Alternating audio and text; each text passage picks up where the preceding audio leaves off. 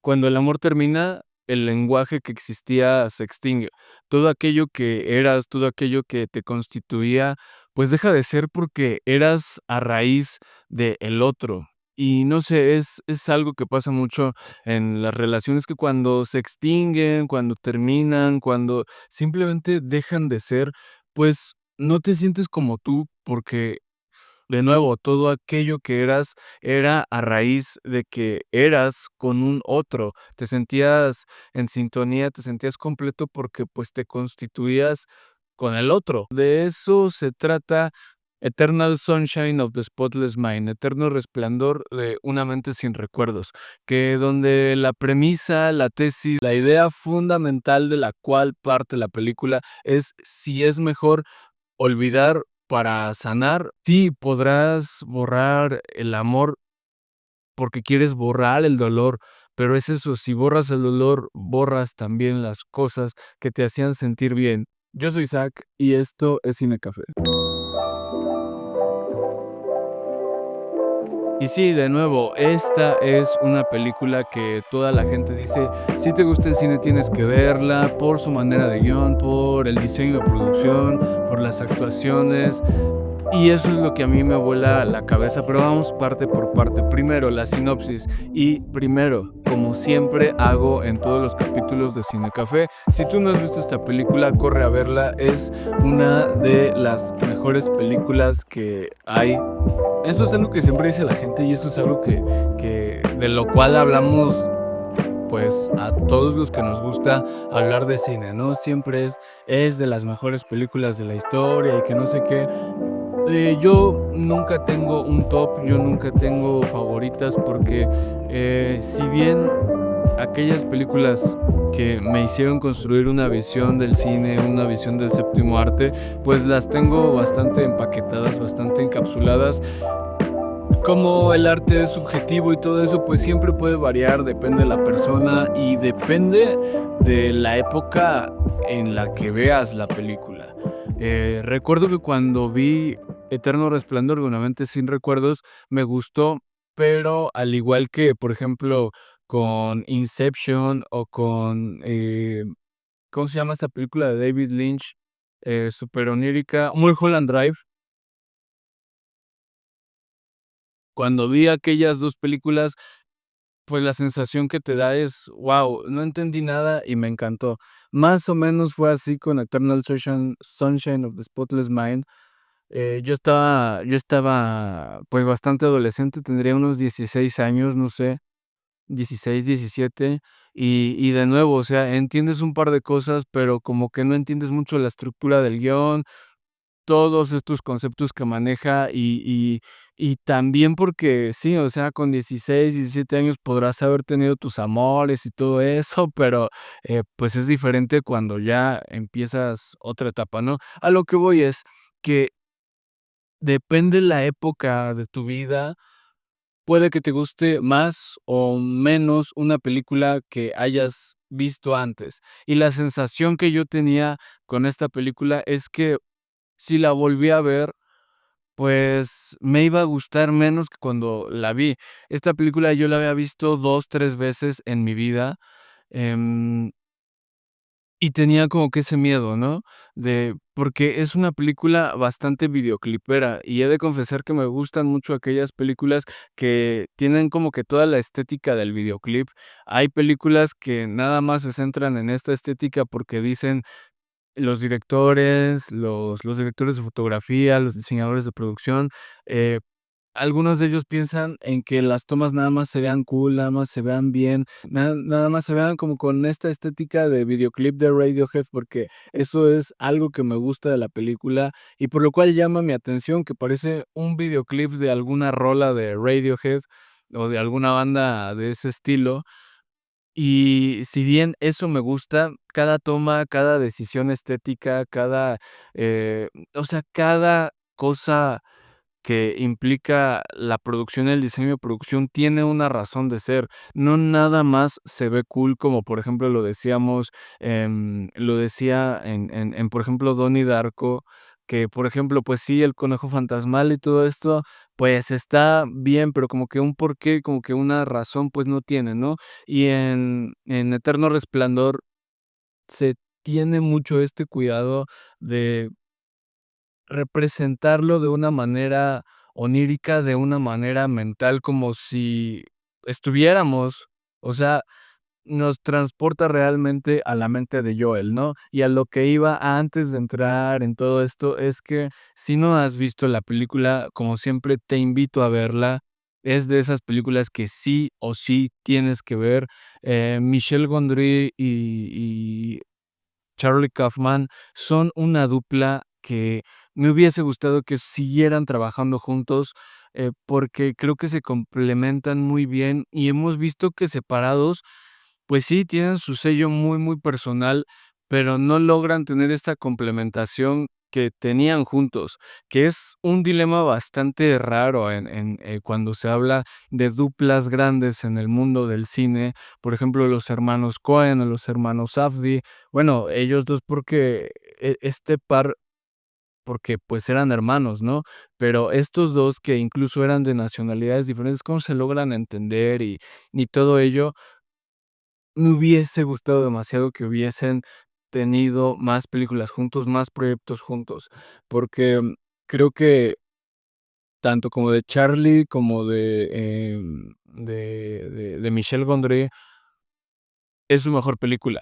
Entonces, si no has visto esta película y estás viendo este podcast, ponle pausa y ve a ver la película, por favor, y después regresa y coméntame qué te pareció, coméntame, no sé, si tuvo alguna relación con tu vida, no sé, eh pero vela. La película empieza o bueno, la película la sinopsis es de que es Joel Barish. Joel Barish se despierta un día como sacado de onda, como, pues, no sabiendo qué pasó.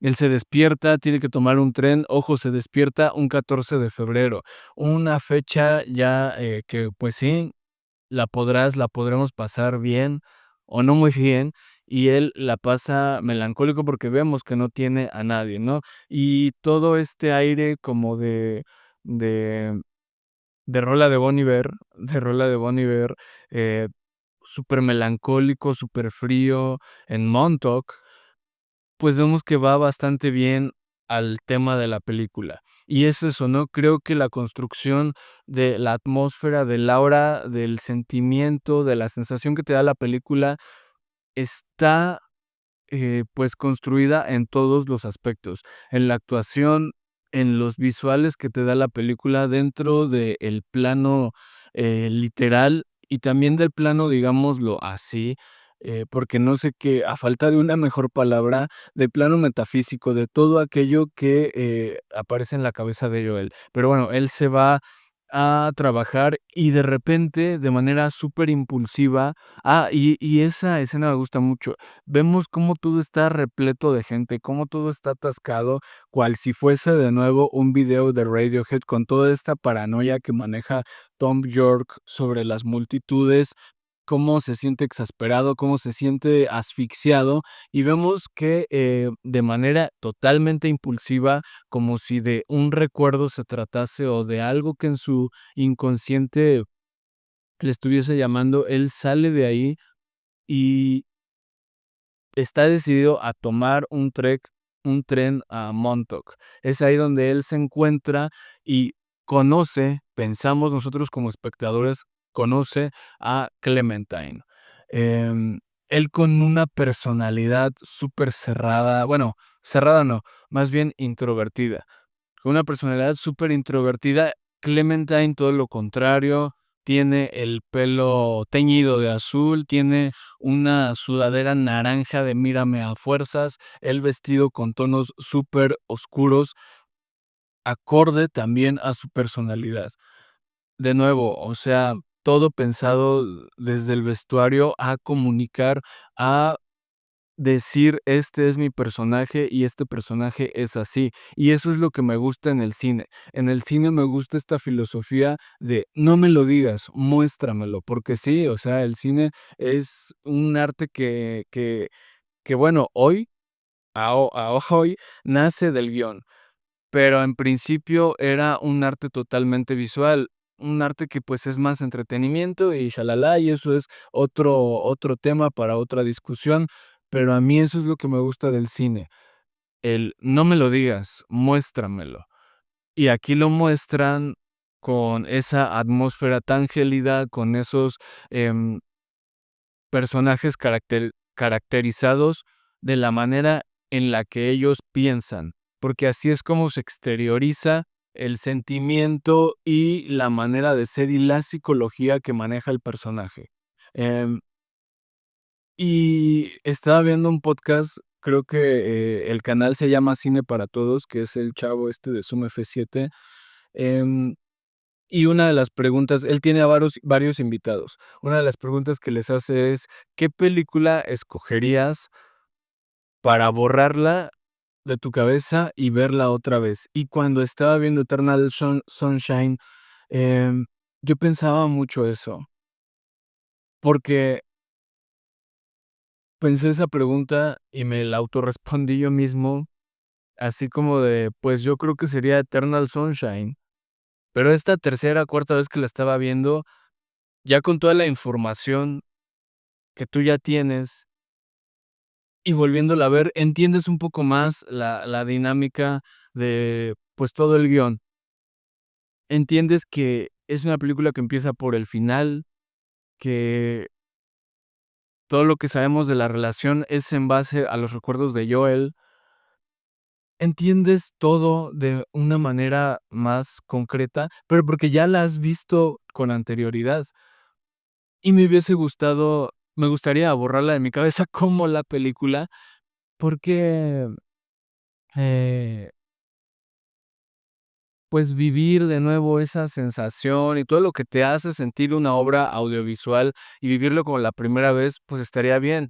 Pero recuerdo que la primera vez, como te comentaba hace rato, pues, no sentí eso. De plano, la de plano hubo muchas cosas que no entendí, y ahora que la volví a ver, me supo demasiado bien, la disfruté tanto. Yo tengo una manera de medir si una película es buena, y es viendo mi reloj.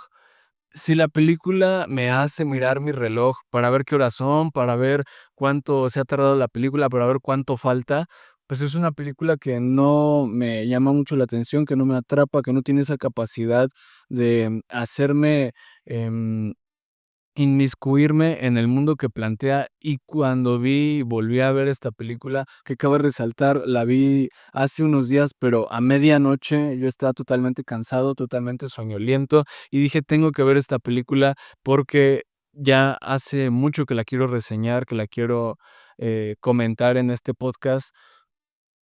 Y si no era ese día, pues no iba a ser nunca, si no era esa hora, tampoco, y totalmente soñoliento la vi, se me quitó totalmente el sueño, conecté totalmente y me atrapó de una manera demasiado, o sea, el nivel de atención que puse, pues fue cañón, ¿no? Mm, y la describo como un video de Radiohead porque da toda esta sensación.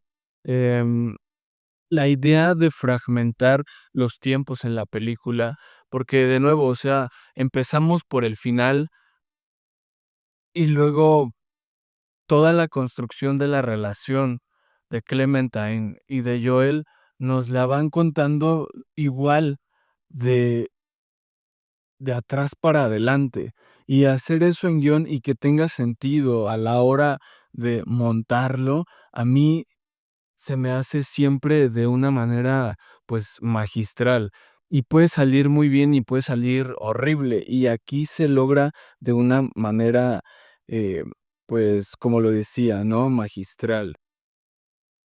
Y si bien es una película onírica, porque a mí me llaman mucho la atención y me gustan totalmente las películas de carácter onírico, es decir, las películas que tienen un aire surreal, que aluden a los sueños, y las películas que transcurren en la mente de los personajes o que usan la mente como manera narrativa. Em, ya sabrán ustedes mi fanatismo por Bardo, mi fanatismo tal vez por Bergman, mi afición por todas estas películas que tienen esta aura de sueños, ¿no? Inception mismo, de Christopher Nolan, que maneja todos estos temas oníricos. Em, Hay algunas películas de Luis Buñuel que, si bien son oníricas, aluden un poco más a lo surreal, ¿no? Y podremos pensar o podremos decir que lo onírico es sinónimo de lo surreal, y a veces, al ser onírico, se cae demasiado como que en el sinsentido. El mismo cine de Luis Buñuel, yo me acuerdo cuando vi, El oscuro secreto del deseo, donde de plano no entendí nada y dije: "¿Qué es esto?". O sea, como que le agarras el hilo, como que dices: "Más o menos entiendo qué me quieres decir", pero creo que muchas películas caen en el sinsentido y en el sobreanálisis. Mulholland Drive es una película que me gustó, pero me costó mucho ver. No sé si la volvería a ver. Yo creo que sí, porque, pues, es de esas horas maestras. Ahorita estoy, eh, súper, súper, súper adentrado en todo el mundo de Twin Peaks de David Lynch. Es por eso que estoy revisitando películas como Donnie Darko, como esta película, porque todo el tema onírico y todo el tema de los sueños y misterioso y que tienen esta aura lynchiana son como que el tipo de cine que me está llamando ahorita y al que estoy volviendo. Pero volviendo a Eternal Sunshine, no hay como que esta sensación del sinsentido, porque todo el tiempo, todo el tiempo estamos en la mente de Joel, y si bien pasamos al plano real, por decirlo de alguna manera, eh, pues entiendes totalmente qué es lo que está pasando sin la necesidad de diálogos sumamente explicativos, que es de lo que yo me quejo bastante, sin aquella necesidad de mostrártelo con diagramas y de que un personaje te saque la teoría de no sé qué científico, de no sé qué físico y que no sé qué. Y un ejemplo de eso, pues, es algo bastante burdo si te lo pones a pensar así. Cuando en la escena en la que llaman al doctor no sé qué, el personaje de Mark Ruffalo y de Kirsten Dunst, porque pierden a Joel en su subconsciente y no sé qué, te dicen como que necesitamos encontrarlo porque no sé qué, pero de una manera bastante fácil de entender, porque es bastante concreto, no se andan ahí explicando teorías y te hacen una representación así del cerebro, de la mente de Joel, que es como decir, bueno, la mente es bastante compleja como para decir, está ahí en esa parte de su cerebro. Si bien se me hace algo muy burdo, algo, pues, digámoslo así, bastante banal, creo que funciona bastante bien. Tú y esto lo pensé no cuando estaba viendo la película, sino después. Porque sí me acuerdo mucho de esa escena y fue como de, bueno, cómo en un esquema 2D del cerebro, tan simple y así pueden decir: ahí ese es el puntito del recuerdo que necesitamos borrar", siendo la mente tan compleja y tan, no sé, abstracta, no sé si sea la palabra correcta. Se me hizo bastante burdo, pero de nuevo, en toda la convención, en toda la estética, en todo el contrato de ficción que se hace con la película, funciona bastante bien y, de nuevo, no hay necesidad de hacer un diálogo explicativo. Em, y es por eso que me gusta también, me gusta demasiado lo onírico cuando no se cae como que en el sinsentido. No sé si me esté dando a explicar ahí. La estética del sueño. Si bien, bueno, es que eso no sé, o sea, todos sabemos que los sueños, pues, transcurren en el plano mental, ¿no? Y es un viaje en la mente, es un viaje en la mente de Joel. Eso también me vuela demasiado la cabeza. Aquellas películas que tratan sobre los viajes mentales, los viajes en la mente del protagonista o en la mente de alguien más, es algo que me atrapa bastante y que, de nuevo, en esta película yo conecto bastante.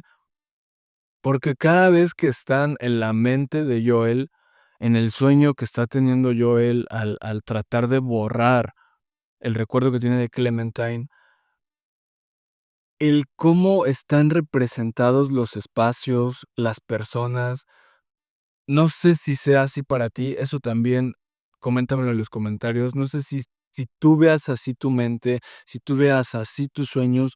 pero cómo está representado todo eso, cómo está construido, a mí de verdad me vuela la cabeza porque recapacitando, revisitando mis sueños, mis pensamientos, es así como se ve el soñar.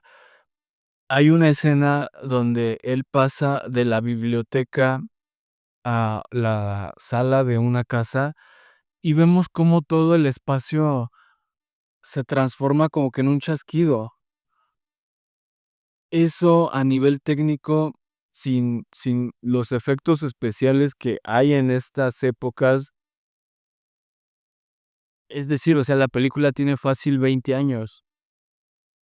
Y cómo lo hacen y cómo se ve así, el uso de la cámara en mano también, y la iluminación, porque si tú te pones a recordar un sueño, en el mejor de los casos, porque sabemos que los sueños a veces despiertas y se te olvida, y tienes como que ese resplandor de aquella mente que a eso, al tema del título y de cómo se fundamenta la tesis de la obra sobre el título, quiero dejarlo un poquito para después, eh, cómo ese resplandor que tú tienes de tu sueño es bastante oscuro, es bastante confuso a veces, y eso está representado en la película. Sí, lo entiendes como esa narrativa, lo entiendes como esa obra que está ahí, pero la sensación de ser confuso, de estar en constante cambio. Hay una escena también donde él está tratando de saber quién es Patrick, porque nunca ha visto a Patrick, y vemos que en el plano real él solo ve su nuca, y trata de voltearlo para ver su cara, y cuando lo voltea es otra vez su nuca, y lo vuelve a voltear y es otra vez su nuca. Entonces, esta esta cosa de lo surreal de los sueños está muy bien representada de nuevo, sin caer en el sinsentido audiovisual, pero también en el sinsentido que a veces son los sueños. Que bueno, si nos ponemos freudianos, lacanianos, etcétera, tienen un sentido, tienen una interpretación, porque, pues, vienen totalmente al plano real y se desatan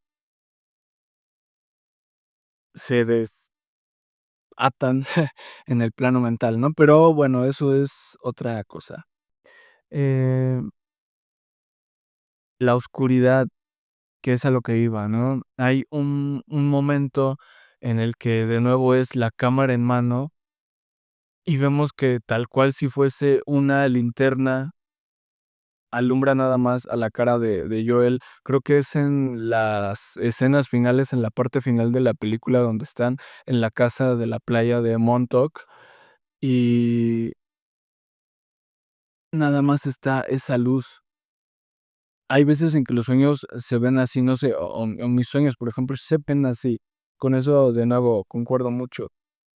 Otra parte de los sueños que me interesan mucho, o del sueño que tiene Joel, del viaje de la mente de Joel, son los recuerdos de la infancia. Los recuerdos que él tiene de la infancia donde él trata de esconder a Clementine para que no sea borrada. Y cómo aquí la iluminación cambia. Y aquí es muy importante, ¿no? No sé, pero todos los recuerdos que él tiene de su infancia son bastante tienen la iluminación aquí bastante soleada, bastante nítida, además. Vemos que en algunos momentos de la película, al estar en los propios sueños, la iluminación es bastante oscura y la calidad de la cámara es algo borrosa. De hecho, al principio de la película, cuando están ahí, parece como si hubiese una tela y está Joel, una especie de tela, una especie de neblina que hace que todo se vea borroso, brumoso. Ese efecto está demasiado bien logrado y en cuanto a todos los aspectos técnicos, a mí me vuela la cabeza y cómo logran hacer eso es lo que a mí me tiene intrigado, ¿no? Pero volviendo a los recuerdos de la infancia, yo así tengo mis recuerdos de la infancia. No sé tú, de nuevo, déjame saberlo en los comentarios. Em, Cómo toda esta parte de la nitidez que hay en los recuerdos de la infancia y en la iluminación, valga la redundancia, bastante iluminada, pues logran hacerlo de una manera muy atinada y con la cual yo conecto bastante.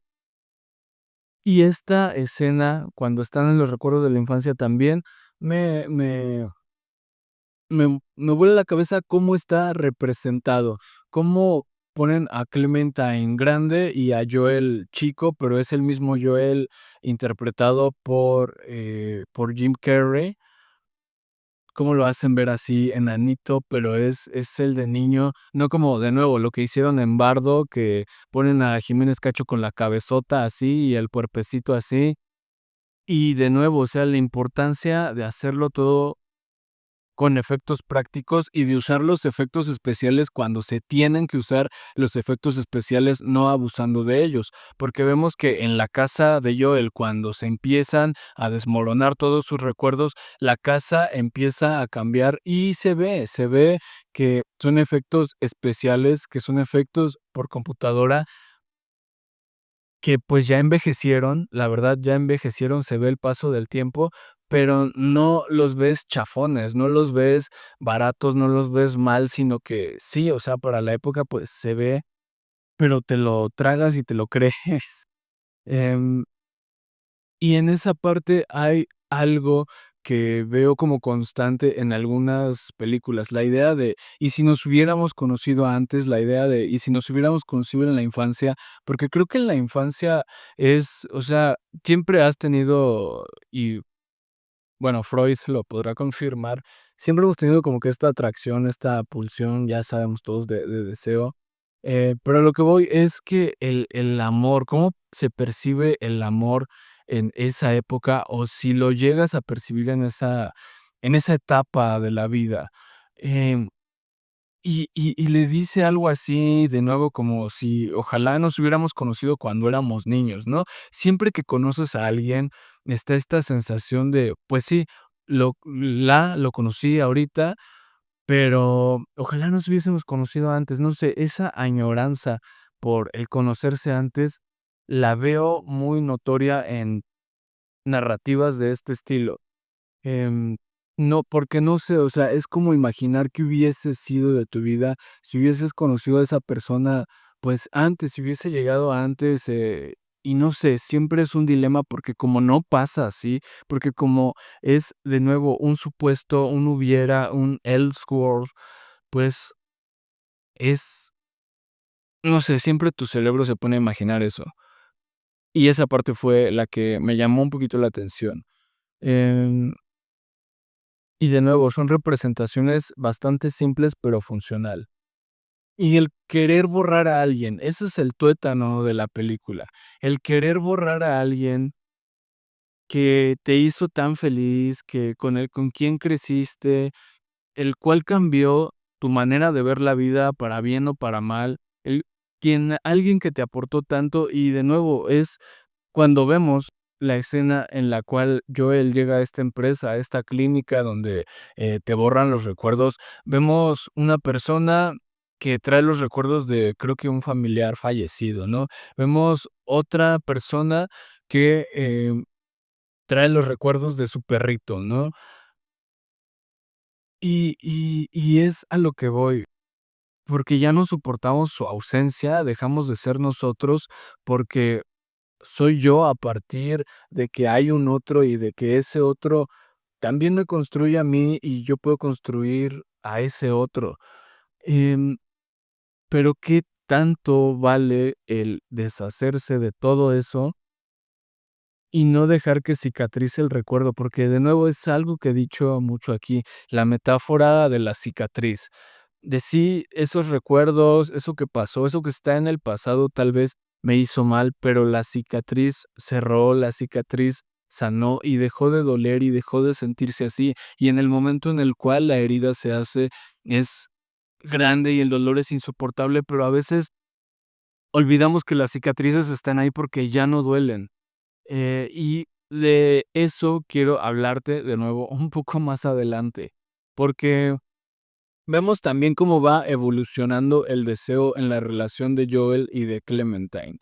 Eh, porque vemos que Joel y Clementine son opuestos totalmente. Son personas que poco o nada se parecen, que poco o nada tienen cosas en común, pero creo que eso es de alguna manera lo atractivo. O sea, no estoy diciendo que, para hallar la pareja ideal y no sé qué, tienes que encontrar a tu opuesto totalmente, sino que la la diferencia, pues, también es complementación. Y de eso va un poco el tema del deseo. Em, Porque cuando el deseo se satisface, deja de ser deseado, deja de desearse. Y lo vemos aquí, ¿no? Vemos primero la escena inicial que se conocen, porque no se están conociendo, o sea, se están conociendo, pero porque ya se habían olvidado. Vemos cómo se llaman la atención al uno al otro porque son diferentes y se desean. Pero vemos que con el tiempo, de nuevo, volviendo a los recuerdos de Joel, donde ya se conocían, eh, vemos que al satisfacer ese deseo, al conocerse, ese deseo se va cambiando, y es algo que veo mucho, por ejemplo, en las relaciones de hoy en día. Cuando ya estás conociendo a la persona y de alguna manera se va haciendo rutina, se va haciendo cotidiano, se va haciendo todo de alguna manera, pues, ya con un cierto ritual, con una cierta expectativa de lo que va a pasar, ¿no? Mm, y de nuevo, el satisfacer ese deseo yo creo que es lo que mata el mismo deseo, ¿no? Entonces, es un constante descubrirse, un constante redescubrirse al otro y un constante el no dar por hecho. Eso es algo que escuché, que algo que mata una relación es el dar por hecho las cosas, es el dar por hecho de que, pues, como ella me conoce, pues, ya sabe que me va a hacer feliz y ya no me voy a esforzar yo tanto, como doy por hecho de que me va a mandar mensaje y, pues, ya no le hablo, me espero a que me mande mensaje, me espero a que me sorprenda, y este tipo de cosas, el dar por hecho las cosas, yo creo que es lo que mata el deseo.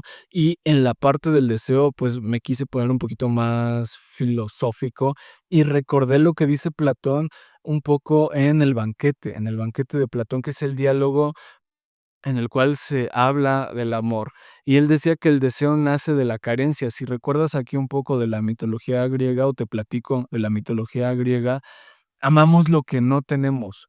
Vemos cómo Joel ama esa parte de Clementine más extrovertida, más, desenfrenada, como Clementine ama esa contemplatividad de Joel, esa, pues, si lo quieres ver así, melancólico, porque vemos que Joel es melancólico en todo sentido, cuando está bien, cuando está mal, es y funciona bastante de nuevo el casting aquí, ver a Jim Carrey, un actor de comedia, haciendo un drama, algo sumamente melancólico y algo sumamente, pues, deprimente, y Kate Winslet, que la habíamos visto en roles, pues, románticos, pero más serios, hacer, sí, dentro de una película seria, dentro de un drama, a una mujer, pues, bastante diferente a los arquetipos de los personajes que había interpretado hasta ese momento a lo largo de su carrera.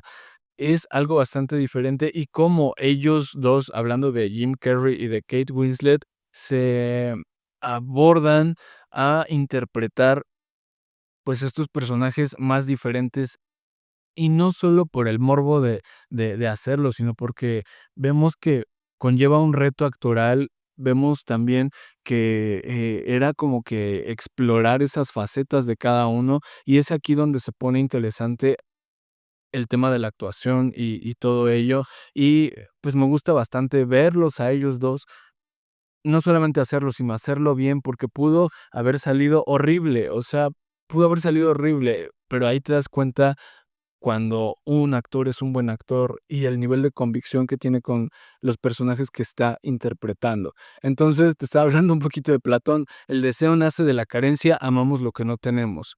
Eros, que es la deidad del amor, el amor, pues, si quieres verlo así, romántico, es hijo en la mitología griega de la deidad de la carencia y la deidad atribuida a la abundancia, o sea, 2 cosas completamente diferentes. Vemos por ahí, por ejemplo, me recuerda la frase de Sing Street que dicen: "¿Qué es el amor?".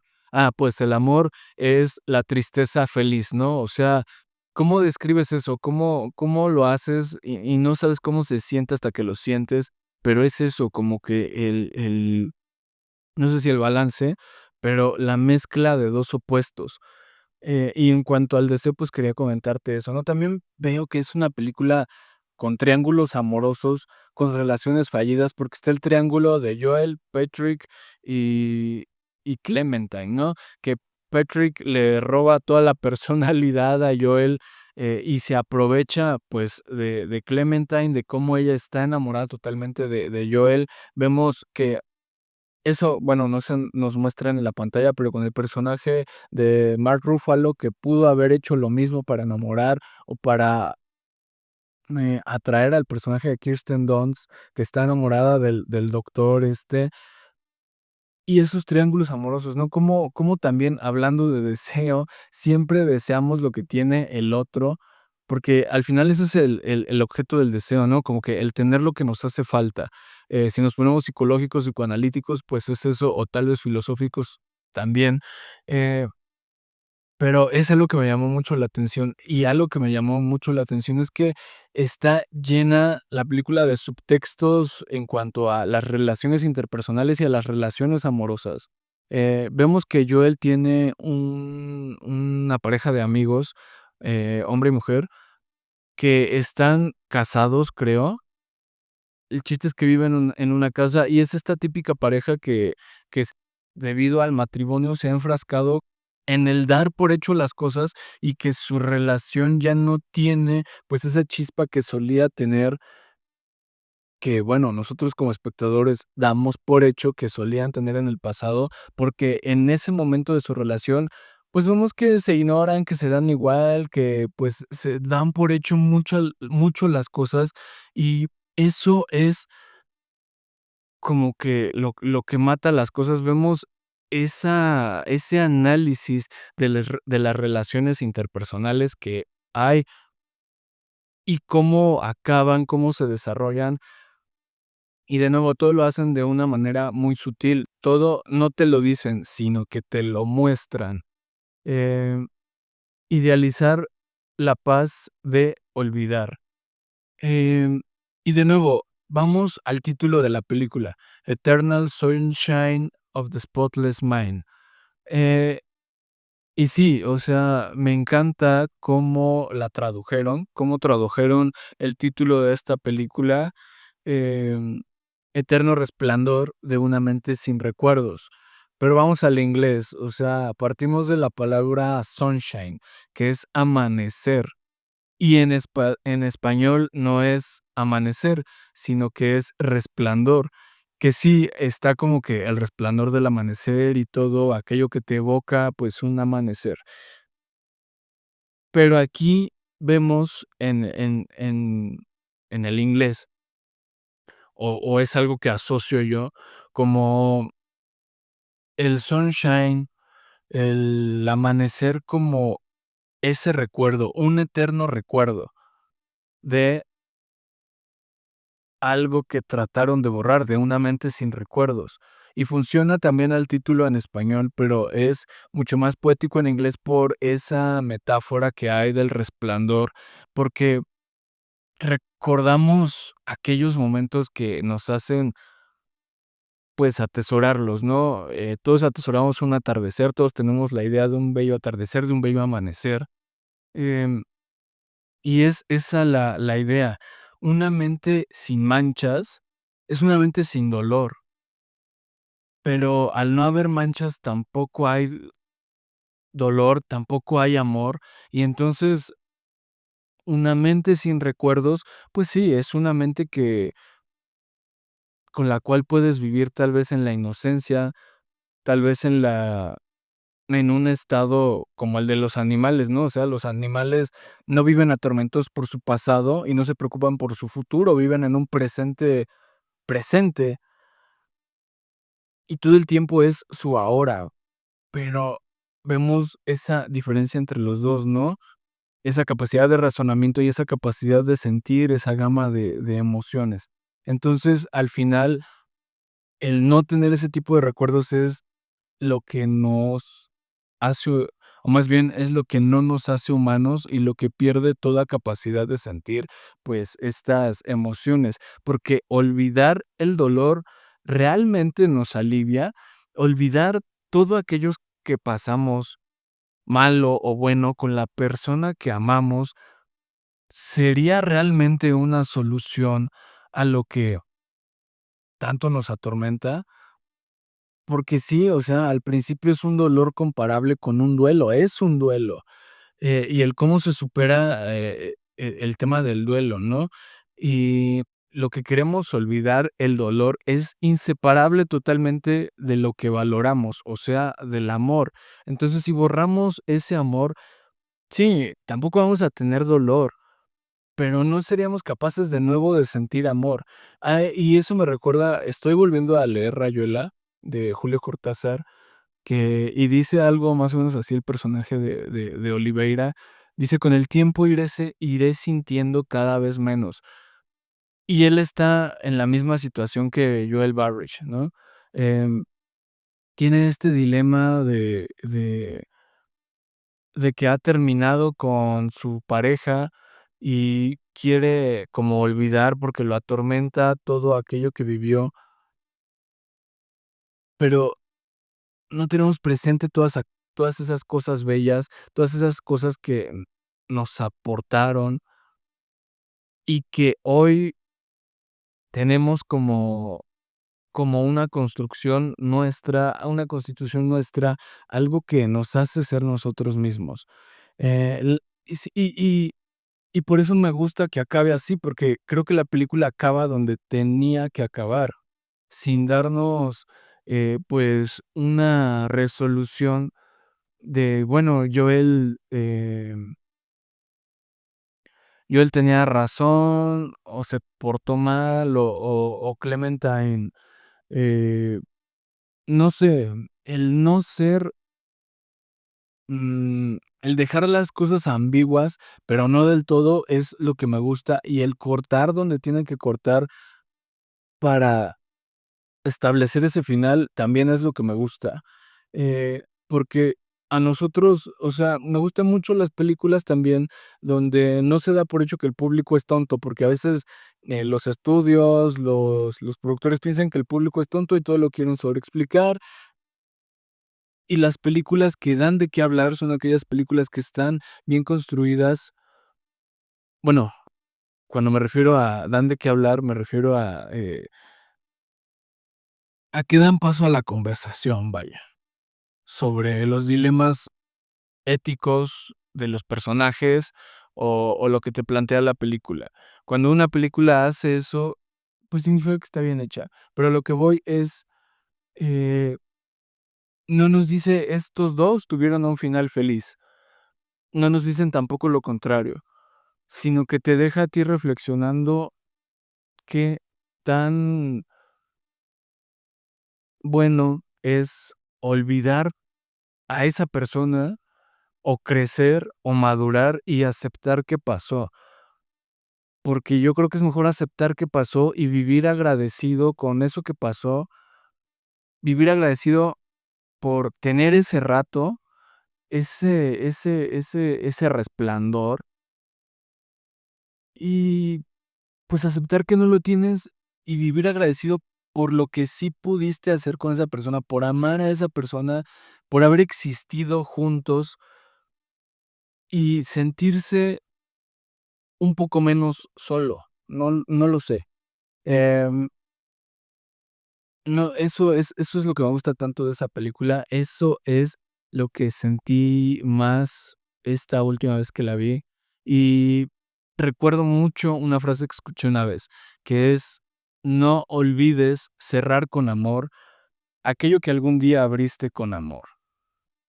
Si algo va a terminar, va a terminar, bueno, todo va a terminar, pero hablando de esto en especial, no olvidemos cerrar con amor aquello que una vez amamos. Si se tiene que terminar, que se termine, pero que sea con amor. O tratemos de que se acerque lo más que se pueda a eso. Y por eso me gusta también una frase, un diálogo que tienen al final. Eh, Él acepta que es inevitable que la olvide. Vemos que al final sí logran borrar todos los recuerdos que tiene Joel de Clementine. Y la impresión mental que tiene Joel de Clementine le dice, porque recordemos que están en esta casa de Montauk, regresa e invéntanos un final, o al menos finjamos que tuvimos uno, porque vemos que en ningún momento cortan ellos 2, vemos que en ningún momento dicen hasta aquí, su relación acaba, sino que, pues, terminan olvidándose, pero sin ponerle un fin. Y eso también es muy importante, ponerle fin, decir: "Esto ya se acabó, ya se dio todo lo que tenía que dar, y tú por tu lado bien, y yo por mi lado bien", y de nuevo, cerrar con amor eso que algún día abrimos con amor. Em, Déjame saber en los comentarios qué te pareció Eternal Sunshine of the Spotless Mind, si concuerdas con lo que dije, una película que me vuelve loco a nivel guión y, pues eso, eh, de lo que voy a hablar en el siguiente episodio de Cine Café, te aseguro que no te lo veías venir, pero, lo único que te quiero dar como pista es que si eres de mi generación, pues es un viaje a la nostalgia totalmente, ¿no? Y hacia cómo crecimos los de mi generación. Aquí está la pista, cómo crecimos los que nos educó Canal 11. Tal vez ahí esté la clave. Entonces, déjame saber en los comentarios de nuevo qué te pareció esta película. Esperen el próximo capítulo de Cinecafé la próxima semana. Voy a tratar de sacarlo semana tras semana. Y en caso de que no los vea, buenos días, buenas tardes y buenas noches.